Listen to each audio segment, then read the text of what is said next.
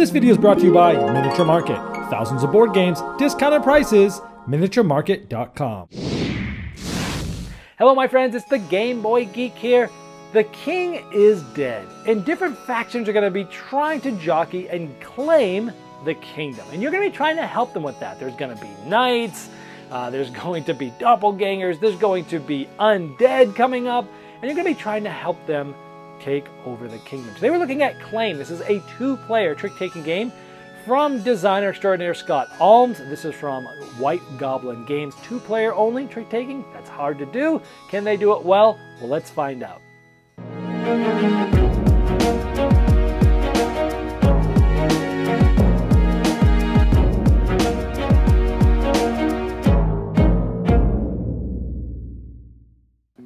Claim is a trick-taking game for two players, where at the end of the game, you're trying to have the most cards of the 5 different factions. We have dwarfs, goblins, undead, knights, and doppelgangers. And if you can have more cards than your opponent in 3 or more of the factions, you'll win the game.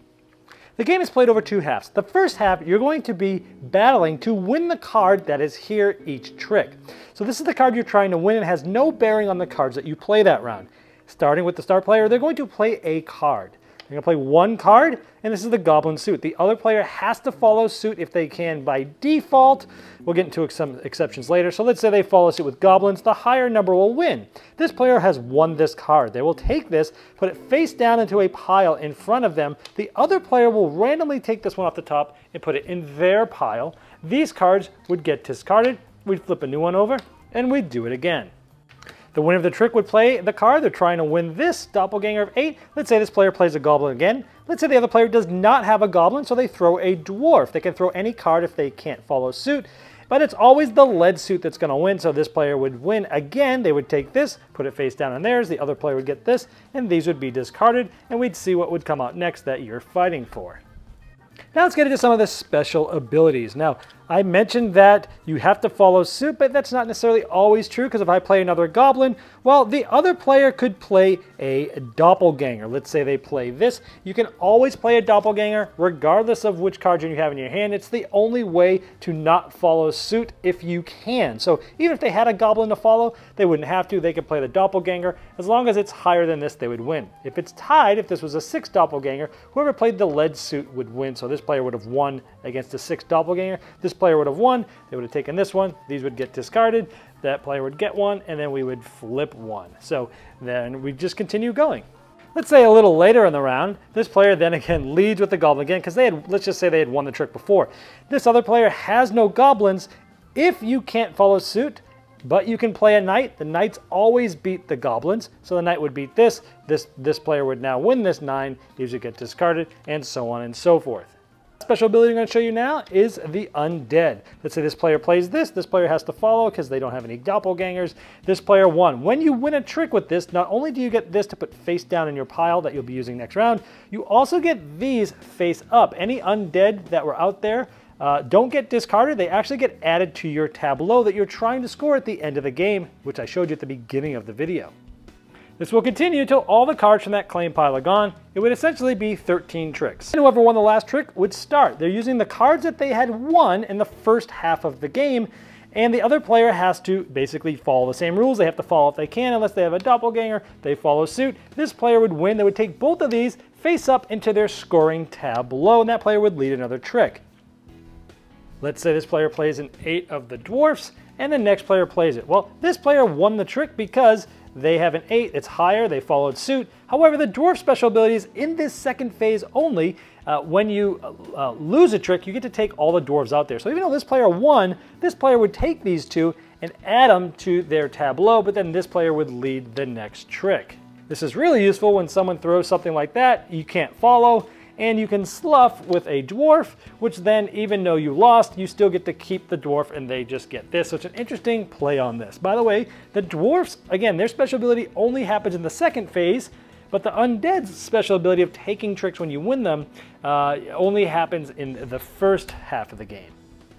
So let's say at the end of the 13 tricks on the second half of the game, afterwards you'd add up the amount of cards. Now the numbers are important the whole game. At the end of the game, the numbers on the card don't mean anything. It's the number of cards. I have 3 doppelgangers. If I had more, I won this faction. If it's tied, whoever's a higher single number of that faction would win the tiebreaker. For every faction, you sort of get a point. If you get 3 or more of the factions that you have more of, you've won the game. All right, well, there is Claim. Now, 2-player trick-taking games, in my opinion, are ones that are hard to come by that do it well. Some of them, like, work. You know, many of the games that are multiplayer trick-taking games, they work with 2, but they typically shine with more. Recently, I reviewed Fox in the Forest. It was an amazing 2-player trick-taking game. Here comes another one. This is a great 2-player game. I mean, it is quick. Once you know what you're doing, it takes between 8 and 10 minutes to play the game. I mean, it's fast once both players know what the cards do, the special abilities, and you're just locked and loaded. It's really quick. So we tend to play, you know, best 3 out of 5 usually, and it takes about a half hour to do that. I really love that this has 2 halves to the game. And this really much reminded me of a very popular bidding game called For Sale. Where in that game, you know, half the game you're trying to win these cards, and then you're using those cards as the cards that you're bidding or betting with towards the end of the game in the second half of the game to get points. This very much felt like that, but completely different. But I love how that felt in For Sale, and they brought that over well here. What really makes this game great for the 2 players that it's designed for are the special abilities and the depth that starts to unlock after you understand how to use them and how they work. You know, you've got the Undead in Phase 1 that work different in Phase 2. Phase 2, they're just normal, but in Phase 1, well, you could play those Undeads and try to win a trick with those, maybe even lead with the high value, make them follow with that, and you'll get 2 things. You'll win the trick, which is you'll get the card that hopefully you're trying to get, which is maybe something great, but then you're also taking the 2 cards there and placing them in your pile, so you can try to start winning one of those factions right up front, but you're going to take the card, and timing's different with that. Sometimes you might want to win that, and you might not be winning such a great card there, but if you think they still have some, you can get a bunch of those Undeads left, you can pull those in. So I love how the special abilities react like that. The Dwarfs, my favorite one in the game because they are just so interesting. Phase 1, they don't do anything different. Phase 1, you actually want high Dwarfs because you want them to be able to lead with that suit maybe and win the cards that you want. Turns the tables in Phase 2 where those cards, you know, if you've lost, then you take the Dwarfs, and it's so cool because, like, hey, if you have a 0 dwarf and you lead with that and they have to follow with a dwarf, you're getting 2 dwarfs, right? But later on, you can also slough with high dwarfs. So it's like, you know what? I'm going to shorthand myself one of these suits because I have a bunch of high dwarfs. They're going to lead with something I don't have. I'm going to throw a high dwarf in there, which normally is not very good for the dwarfs in the second phase, but they're going to win the trick, and I'm going to take the dwarf. So it's this really interesting thing that happens where after about the 3rd or 4th game, a lot of these different strategies of these special abilities really start ticking along. It really opens up the gameplay for some really interesting strategies.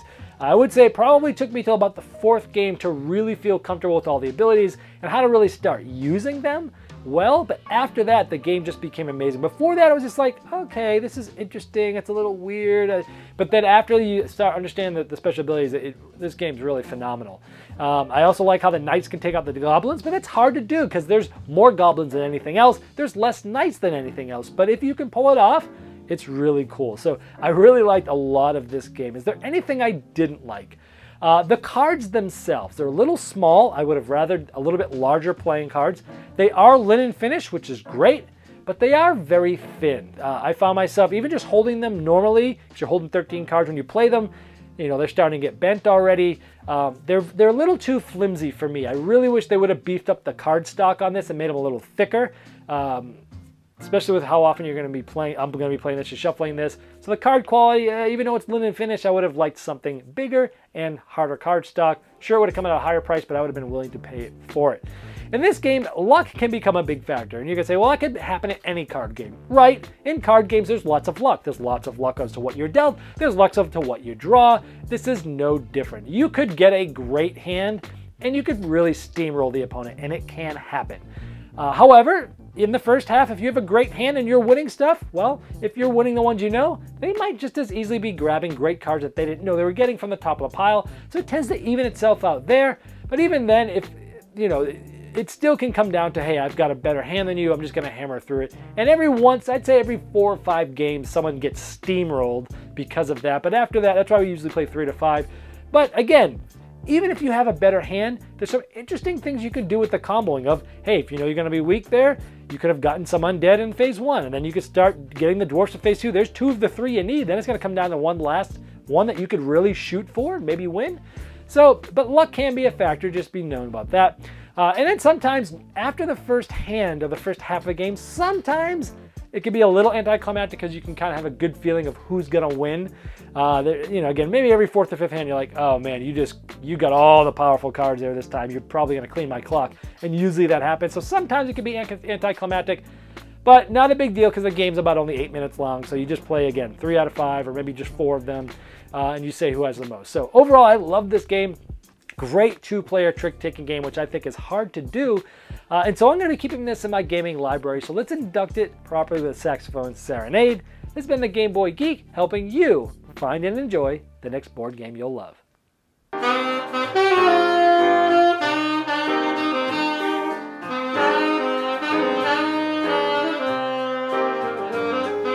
This video was sponsored by Miniature Market's Review Corner. The Review Corner features podcasts, video, and written game reviews by gamers for gamers. Miniature Market, the online gaming superstore. Thousands of board games, discounted prices. Check them out at miniaturemarket.com.